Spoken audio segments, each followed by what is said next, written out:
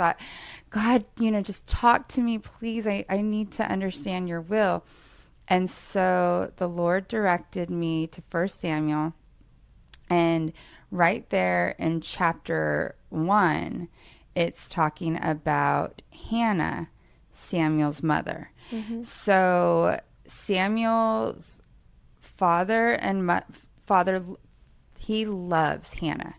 You can tell that he loves her, but it says that the Lord closed her womb.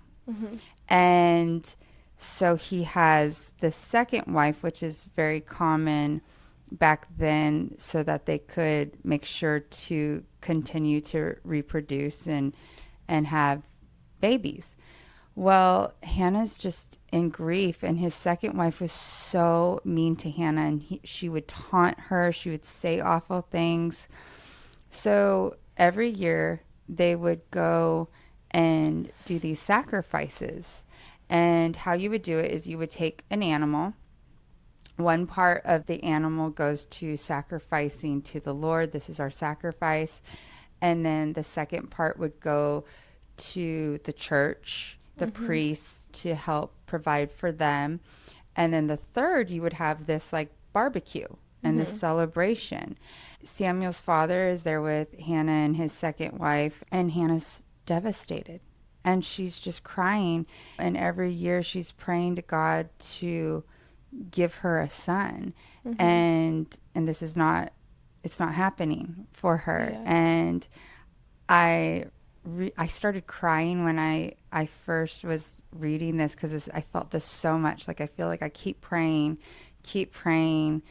And I'm like, God, why aren't we moving things? What's happening? And she's just in grief. And it says that Samuel's father he's like, what's wrong? Like, what are you crying for? You've got me. Like, and she's just like, just in grief. And so she starts just praying to the Lord, and she vows to the Lord that if he gives her a son, she will dedicate him to the Lord. Anyways, the Lord would eventually open up her womb, and she would have Samuel and more children.